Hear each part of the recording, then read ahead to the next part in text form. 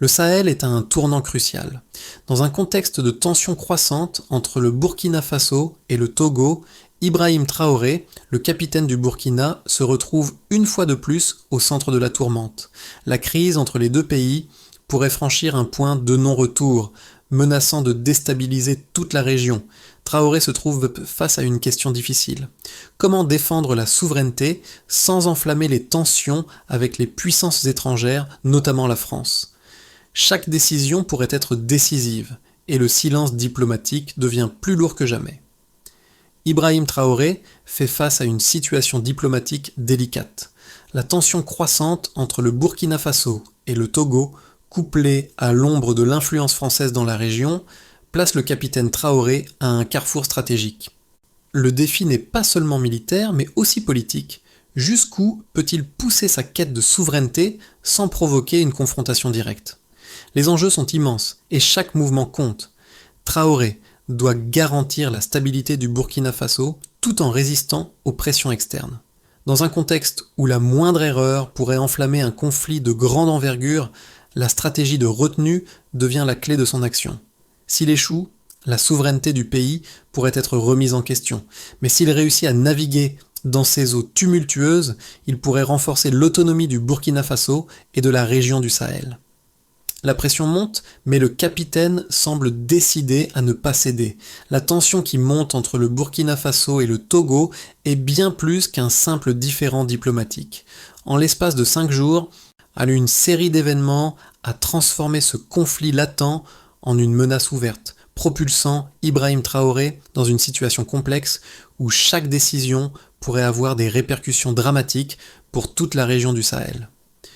Depuis le premier complot échoué contre lui, où 19 officiers ont été ciblés, le capitaine Traoré se trouve face à une dynamique de plus en plus incertaine. L'élément déclencheur a été la tentative d'assassinat de hauts fonctionnaires burkinabés, un incident qui a ravivé les craintes d'une déstabilisation régionale orchestrée depuis l'extérieur.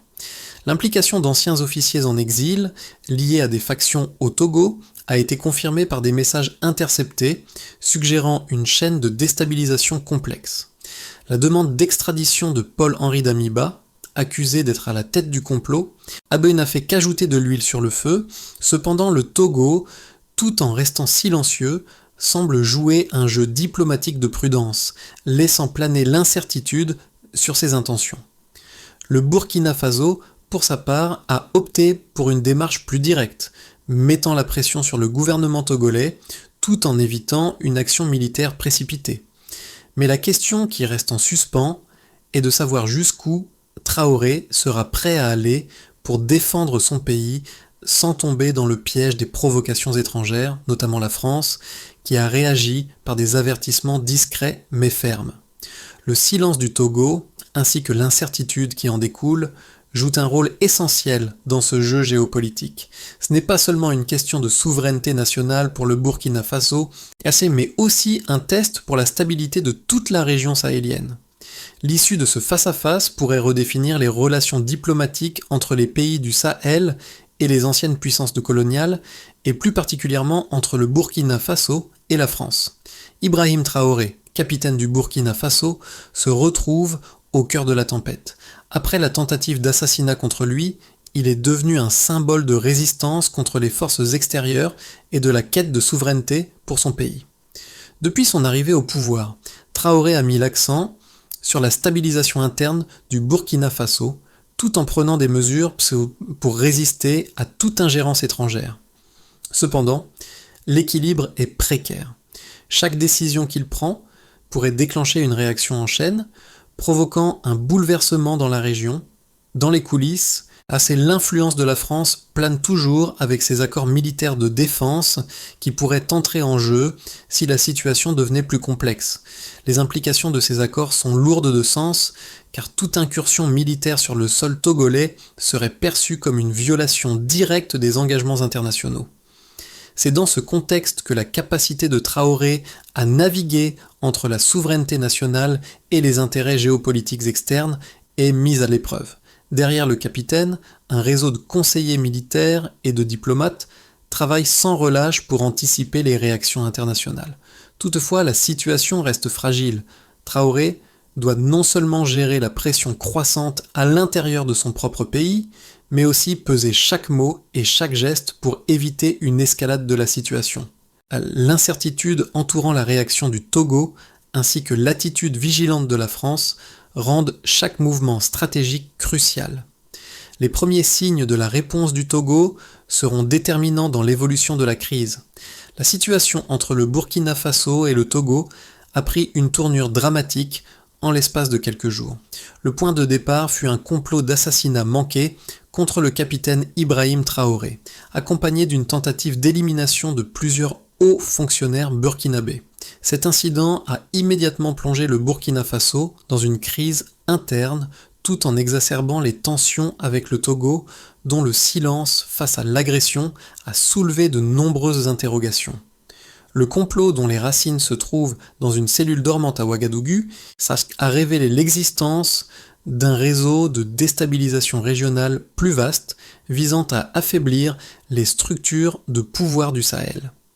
Le premier événement marquant fut la demande officielle d'extradition de Paul-Henri Damiba, l'ancien président du Burkina Faso, accusé d'avoir orchestré les attaques.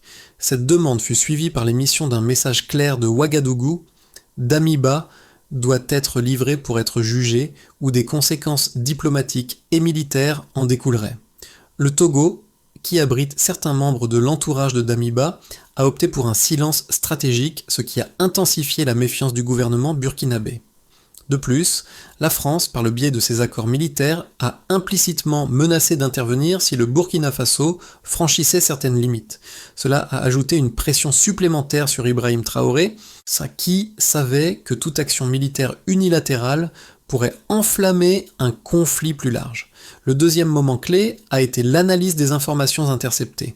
Des messages codés ont révélé des transferts de fonds d'environ 100 millions de francs CFA, liés à des transactions entre des sociétés écrans en Côte d'Ivoire et des intermédiaires travaillant pour des groupes opposés au régime burkinabé.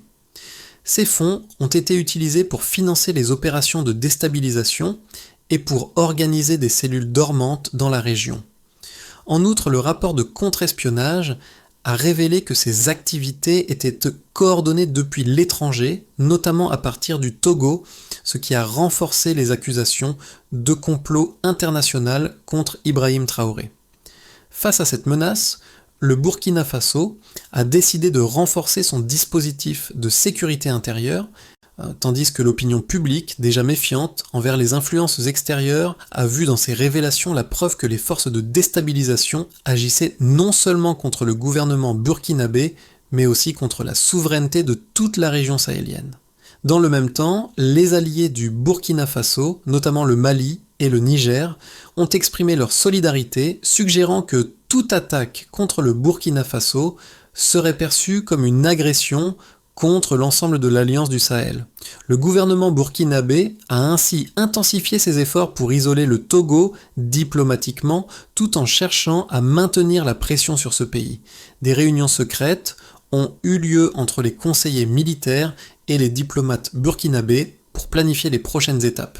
Le Burkina Faso a également commencé à coordonner davantage de ressources avec le Mali et le Niger pour renforcer la sécurité dans la région du Sahel.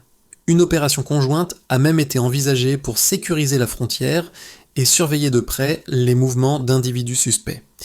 La situation s'est encore compliquée lorsque des informations ont fuité, indiquant que les autorités togolaises étaient en contact avec des émissaires français, confirmant ainsi la présence de forces extérieures dans la région, prêtes à intervenir si la situation venait à dégénérer. Dans cette atmosphère tendue, Ibrahim Traoré est resté silencieux, choisissant de ne pas s'engager dans des actions impulsives, mais plutôt de maintenir une pression constante sur le Togo tout en restant vigilant. Son objectif était clair: éviter l'escalade tout en assurant la sécurité et l'indépendance du Burkina Faso. Chaque déclaration, chaque mouvement était scruté par les diplomates et les analystes internationaux, cherchant à anticiper la prochaine étape du capitaine. L'issue de cette crise dépendra de la capacité de Traoré à naviguer entre les tensions régionales et les manœuvres géopolitiques extérieures, tout en préservant la souveraineté de son pays. L'une des étapes les plus cruciales dans cette crise diplomatique a été la collecte d'éléments probants pour soutenir les accusations de complot contre les autorités togolaises et les réseaux de déstabilisation dans la région du Sahel. Le contre-espionnage burkinabé a pu mettre en lumière plusieurs transactions financières suspectes, notamment un transfert de 100 millions de francs CFA, dont la provenance et la destination ont été minutieusement tracées. Ces fonds ont été acheminés via des sociétés écrans ivoiriennes et ont servi à financer des cellules dormantes opérant au Togo, au Mali et potentiellement dans d'autres régions de l'Afrique de l'Ouest. Ce financement a joué un rôle clé dans le soutien à des complots visant à affaiblir le régime de Traoré et à maintenir l'instabilité dans la région. Les rapports de contre-espionnage ont également révélé que les agents impliqués dans ces transactions ont été en contact régulier avec des individus en exil, notamment des anciens officiers militaires et des membres de l'entourage de Paul-Henri Damiba, l'ex-président du Burkina Faso. L'un des éléments les plus surprenants était la découverte que ces réseaux fonctionnaient non seulement sur le territoire burkinabé, mais aussi dans des pays voisins comme le Togo, où les liens diplomatiques et militaires étaient plus compliqués en raison de la présence d'accords de défense entre le Togo et la France. Cela a renforcé les soupçons d'une implication indirecte des puissances étrangères dans les événements en cours. D'autres éléments, tels que des communications interceptées, ont permis d'identifier des liens entre les factions dissidentes au Burkina Faso et des acteurs extérieurs. L'utilisation de canaux cryptés pour transmettre des informations sensibles a été particulièrement frappante. En décryptant certains de ces messages, les enquêteurs ont découvert des instructions précises sur la manière dont les réseaux de déstabilisation étaient censés opérer au sein de l'armée burkinabé. Les ordres d'élimination étaient clairs, cibler les officiers clés du gouvernement de Traoré et créer des divisions internes. Les documents obtenus ont révélé que ces opérations étaient financées par des fonds occultes provenant de sources extérieures, notamment des entreprises fictives opérant en Afrique de l'Ouest. Les chiffres sont parlants. Selon les données recueillies par les services de renseignement burkinabés, pas moins de 5 tentatives d'assassinat ont été recensées contre des personnalités publiques burkinabes au cours des 6 derniers mois, confirmant l'intensification de la campagne de déstabilisation. De plus, plusieurs tentatives d'infiltration au sein des forces armées ont échoué grâce à des mesures de sécurité renforcées et à une vigilance accrue des services de renseignement. Toutefois, ces échecs ont montré l'efficacité des réseaux internationaux et ont mis en lumière la vulnérabilité du pays face à une guerre hybride mêlant action militaire et manipulation économique. La collecte d'informations continue a permis d'établir un lien direct entre ces tentatives de déstabilisation et des personnalités politiques exilées, notamment Damiba, dont l'implication dans les tentatives d'assassinat est désormais prouvée au-delà de tout doute raisonnable. Le président Traoré a donc pris la décision stratégique de maintenir la pression diplomatique tout en renforçant la coopération avec ses alliés régionaux. Le Mali et le Niger, avec lesquels il partage des intérêts géopolitiques, ont réaffirmé leur soutien à la souveraineté du Burkina Faso, ce qui a permis d'envisager une collaboration militaire accrue, notamment dans le domaine de la lutte contre les réseaux de déstabilisation et la surveillance des frontières. L'un des aspects les plus frappants de cette crise est le rôle de la France dans la dynamique régionale. Bien que Paris n'ait pas pris de mesures militaires directes, ses actions diplomatiques, combinées à ses accords de défense, ont eu un impact majeur sur la situation. Cela a exacerbé les tensions au sein de l'élite politique burkinabé, certains conseillers militaires estimant que la France pourrait intervenir sous couvert de sécurité régionale si la situation venait à se détériorer davantage. Les chiffres recueillis sur les transferts de fonds et les opérations de renseignement sont désormais des éléments clés dans le dossier de déstabilisation. Ces preuves anti-dons ont été mises en lumière dans le cadre des discussions diplomatiques avec le Togo, tandis que la pression internationale sur ce pays se renforce, mettant à mal la position de Lomé dans la crise en cours. Les voix opposées à la stratégie de retenue d'Ibrahim Traoré se font de plus en plus entendre. Au sein même de son gouvernement et de ses alliés régionaux, une ligne plus dure commence à prendre forme.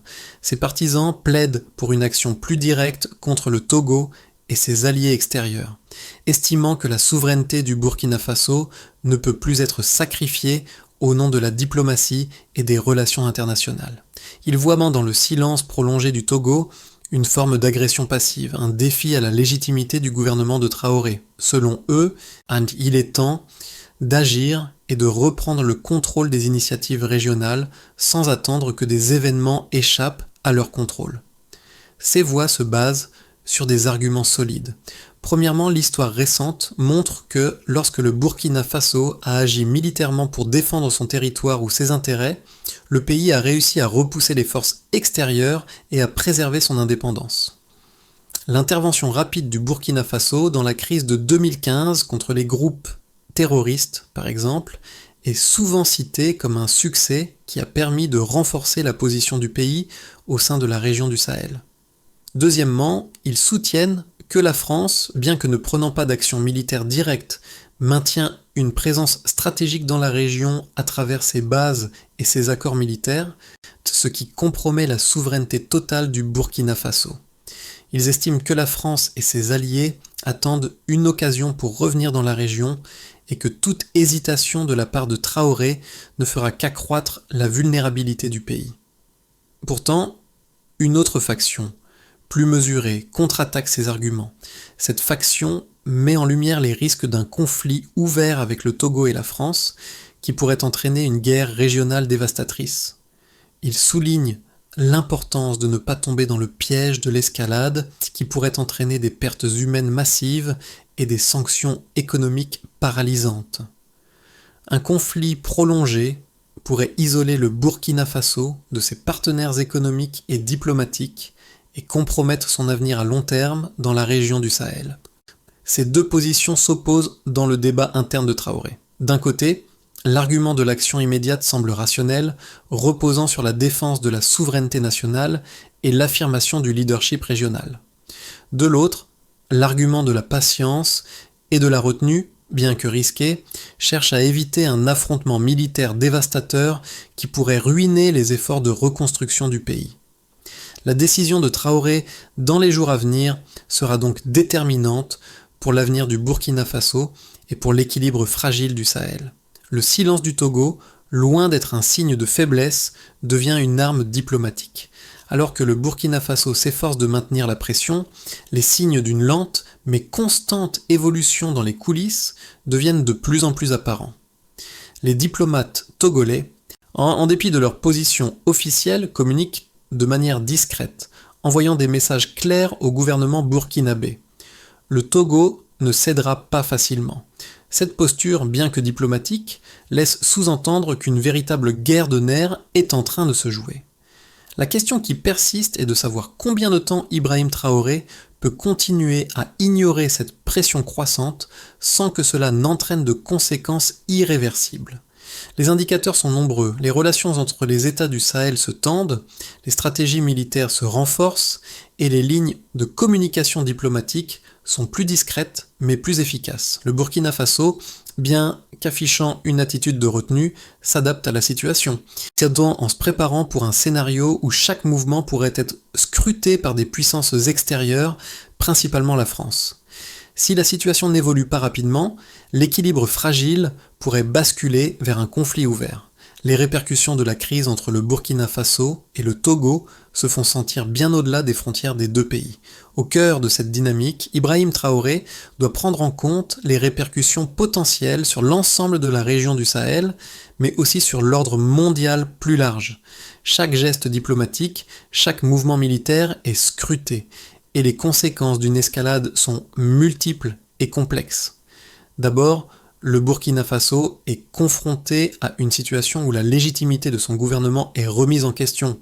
Le soutien populaire, bien que fort à l'intérieur du pays, pourrait commencer à vaciller si les tensions avec les pays voisins se transforment en conflit ouvert. Les populations burkinabées, déjà affectées par des années de guerre et de terrorisme, risquent de perdre confiance dans leur gouvernement s'il échoue à éviter une confrontation dévastatrice. Les manifestations de soutien à Ibrahim Traoré, bien qu'impressionnantes, ne suffiront peut-être pas à maintenir une cohésion nationale dans le cas où la situation dégénère. Deuxièmement, la dynamique régionale du Sahel est profondément perturbée par cette crise. Le Mali et le Niger, tout en affichant leur soutien au Burkina Faso, sont eux-mêmes pris dans une lutte pour maintenir leur indépendance face aux influences extérieures. Le soutien de ces pays pourrait se traduire par un renforcement de l'alliance du Sahel, mais également par une polarisation accrue, avec d'un côté les nations cherchant à se libérer de l'influence coloniale, et de l'autre des puissances comme la France et ses alliés qui pourraient chercher à maintenir leur contrôle stratégique sur la région. Les conséquences économiques d'une telle crise ne peuvent être ignorées.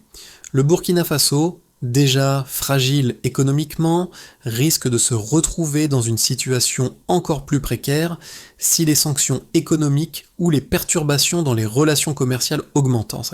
L'impact sur les investissements étrangers serait immédiat, avec des entreprises internationales hésitant à s'implanter ou à maintenir leurs opérations dans la région par crainte d'un conflit prolongé. Cette instabilité aurait des conséquences dramatiques non seulement pour le Burkina Faso, mais aussi pour les économies voisines du Sahel. Parallèlement, la France joue un rôle clé dans cette équation. Bien qu'elle n'ait pas encore pris de mesures militaires directes, la position de Paris reste un facteur déterminant dans l'évolution de la crise. Les relations entre le Burkina Faso et la France, déjà tendues depuis la prise de pouvoir de Traoré, risquent de se détériorer davantage. Les alliances de la France dans la région, y compris avec le Togo, pourraient donner à Paris un levier supplémentaire pour influencer la situation en exerçant des pressions diplomatiques ou en apportant un soutien tacite aux actions du Togo. Si la France décide d'intervenir, que ce soit par des sanctions ou par une intervention militaire, cela pourrait non seulement isoler davantage le Burkina Faso sur la scène internationale, mais aussi relancer un cycle de violence dans la région. Enfin, les conséquences pour la stabilité régionale sont considérables. Un conflit ouvert entre le Burkina Faso et le Togo pourrait raviver les tensions dans tout le Sahel. Les groupes terroristes opérant dans la région, déjà bien implantés dans des pays comme le Mali, le Niger et le Burkina Faso, pourraient profiter de cette instabilité pour étendre leurs opérations. Ce qui était autrefois un conflit régional, localisé, pourrait rapidement dégénérer en une guerre plus vaste, impliquant non seulement les pays du Sahel, mais aussi des puissances étrangères cherchant à protéger leurs intérêts stratégiques dans la région. La situation géopolitique actuelle entre le Burkina Faso et le Togo soulève plusieurs scénarios possibles pour les mois à venir. Les décisions d'Ibrahim Traoré et de ses alliés, ainsi que les réactions du Togo et de ses partenaires externes, détermineront l'issue de cette crise. 3 scénarios principaux se dessinent pour l'avenir du Burkina Faso et du Sahel. Un premier scénario serait celui du statu quo, avec des tensions diplomatiques prolongées. Dans ce scénario, les tensions restent élevées, mais la situation ne dégénère pas en conflit militaire direct. Le Togo continue de maintenir une position de neutralité, et bien que le Burkina Faso exerce une pression diplomatique constante, il évite d'escalader la situation par des actions militaires. Dans cette configuration, le Burkina Faso renforce ses alliances avec le Mali et le Niger, tout en cherchant à solidifier son indépendance vis-à-vis des anciennes puissances coloniales, en particulier la France. Et cette approche prudente permettrait de maintenir la stabilité régionale à court terme, mais les tensions resteraient palpables et la souveraineté du Burkina Faso resterait fragile. Les conséquences économiques seraient limitées, mais la diplomatie régionale serait en suspens, avec des négociations continues sans percée majeure. Un deuxième scénario, plus optimiste, serait celui d'une coopération régionale renforcée. Dans ce scénario plus optimiste, le Burkina Faso réussit à renforcer ses relations avec ses voisins du Sahel, notamment le Mali et le Niger. Ensemble, ces pays forment un bloc régional plus uni, capable de résister aux pressions extérieures, notamment celles exercées par la France. Le Togo, sous l'effet de la pression diplomatique et économique, finit par céder et accepte d'extrader Paul-Henri Damiba, mettant fin à l'impasse. L'extradition de Damiba devient un symbole de la souveraineté retrouvée du Burkina Faso et des autres pays du Sahel, et la diplomatie régionale sort renforcée. La coopération entre les pays sahéliens s'intensifie et des mécanismes de sécurité et d'échange d'informations sont mis en place pour contrer les menaces terroristes. Les investissements dans la région augmentent et la stabilité économique commence à se rétablir, bien que des défis subsistent. Ce scénario serait une victoire pour la diplomatie régionale et un renforcement de l'indépendance du Sahel face aux puissances extérieures. Un troisième scénario, le plus préoccupant, serait celui d'une confrontation militaire et d'une guerre prolongée. Le pire scénario envisagé est celui d'une confrontation militaire entre le Burkina Faso et le Togo, éventuellement exacerbée par l'intervention d'acteurs extérieurs, notamment la France. Ce conflit pourrait entraîner une déstabilisation majeure de la région, avec des pertes humaines et matérielles importantes. Le Togo, confronté à une pression croissante, pourrait être contraint de se défendre contre une invasion burkinabé ou à accepter des représailles militaires. La France, en tant qu'allié stratégique du Togo, pourrait invoquer ses accords de défense pour intervenir, ce qui entraînerait une escalade rapide. Ce scénario, bien que dangereux, pourrait aussi être vu comme une tentative pour rétablir la puissance coloniale dans la région, avec des conséquences désastreuses pour la stabilité de tout le Sahel. En cas de guerre prolongée, les conséquences économiques seraient catastrophiques, avec des sanctions internationales et une chute dramatique des investissements. L'instabilité générée pourrait également offrir aux groupes terroristes l'opportunité de s'étendre, perturbant davantage la région. Dans ces trois scénarios, les actions diplomatiques et militaires de Traoré seront décisives. La crise entre le Burkina Faso et le Togo est bien plus qu'un affrontement entre deux pays voisins. Elle soulève des questions profondes sur la souveraineté, l'indépendance et la manière dont les petites nations du Sahel naviguent dans un monde dominé par les puissances internationales. Pour les habitants du Burkina Faso, cette crise représente bien plus que des tensions diplomatiques. C'est une lutte pour préserver leur dignité et leur futur. Les populations qui se trouvent au cœur de ce conflit, les jeunes soldats, les familles des victimes des complots et les civils qui vivent sous la menace de l'instabilité ressentent dans cette guerre de manière très concrète. Leur quotidien, leur sécurité et leurs espoirs pour l'avenir dépendent de l'issue de cette crise. Pour le capitaine Ibrahim Traoré, chaque décision qu'il prend n'est pas seulement stratégique, elle est aussi personnelle. Il incarne l'espoir de tout un peuple qui aspire à vivre dans un pays libre, sans l'ombre des anciennes puissances coloniales. Il n'est pas simplement un dirigeant militaire, mais le symbole d'une Afrique qui cherche à se redéfinir, loin des ingérences extérieures. La pression sur ses épaules est immense. Il doit à la fois gérer les attentes internes et faire face à des acteurs internationaux qui n'hésiteront pas à intervenir si leurs intérêts sont menacés. L'enjeu pour les Burkinabés, mais aussi pour toute la région du Sahel, est de savoir si cette crise pourra se résoudre de manière pacifique ou si elle entraînera le continent dans une nouvelle phase de violence et de division. Les voix qui se lèvent en soutien à Ibrahim Traoré sont nombreuses, mais les défis restent immenses. Le temps presse. Face à la crise croissante entre le Burkina Faso et le Togo, Ibrahim Traoré et son gouvernement ont plusieurs options pour résoudre la situation. Chaque décision prendra en compte non seulement les intérêts immédiats du pays, mais aussi la stabilité régionale à long terme.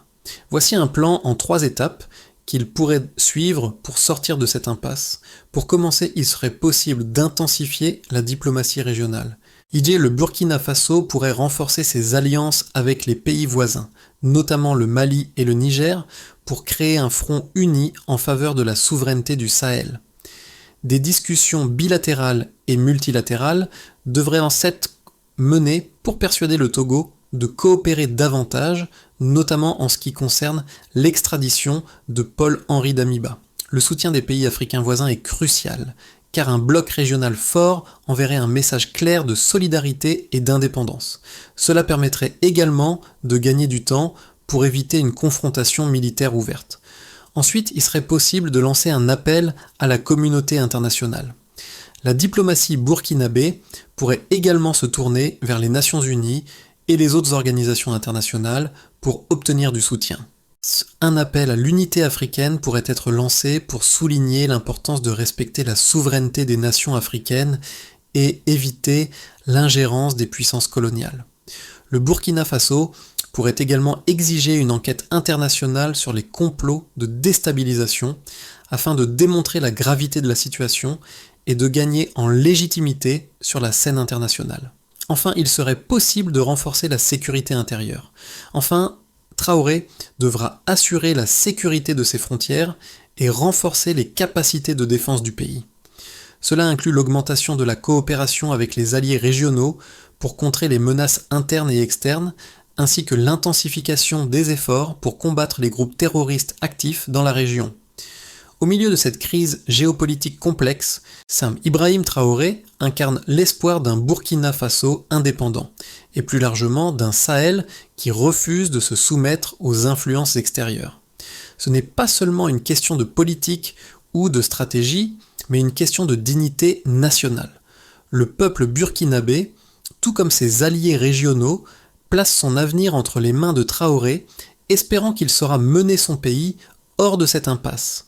La décision de ne pas céder à la pression internationale, à la tentation d'une réponse violente, fait de lui un symbole de patience et de persévérance dans un monde qui privilégie trop souvent la force. Mais au-delà des décisions diplomatiques et militaires, cette crise rappelle une vérité universelle. La souveraineté n'est jamais garantie sans sacrifice. Dans les rues de Ouagadougou et à travers le Sahel, les espoirs de paix coexistent avec la peur d'un futur incertain. La phrase de Traoré, souvent répétée par ses partisans, résonne comme un mantra. Nous ne fuirons plus. Pour les jeunes soldats, les familles et chaque citoyen du Burkina Faso, cette promesse d'endurance et de résistance est plus qu'une déclaration politique, c'est un engagement personnel. Et tant que le capitaine Traoré tiendra bon, le pays saura qu'il a encore une chance de sortir de cette crise indemne. Le Sahel, une région marquée par des défis géopolitiques complexes, regarde maintenant vers l'avenir. Ibrahim Traoré, tout en menant son pays à travers une crise historique, envoie un message fort non seulement à son peuple, mais à toute l'Afrique. Il n'est pas question de céder face aux pressions extérieures. La question qui se pose désormais est jusqu'où sommes-nous prêts à aller pour défendre notre dignité ? Au Burkina Faso, au Mali, au Niger et dans tout le Sahel, les peuples se posent cette question. La stabilité de la région dépendra de la capacité des nations africaines à s'unir et à prendre en main leur propre destin, loin des ingérences étrangères. Pour les citoyens du Sahel, chaque action, chaque parole compte. Il est temps de réfléchir à ce que cela signifie pour nous tous, non seulement en tant que spectateurs, mais en tant qu'acteurs du changement. Le destin du Sahel est dans les mains de ses habitants et il est maintenant plus que jamais crucial de soutenir ceux qui œuvrent pour la souveraineté et l'indépendance de la région.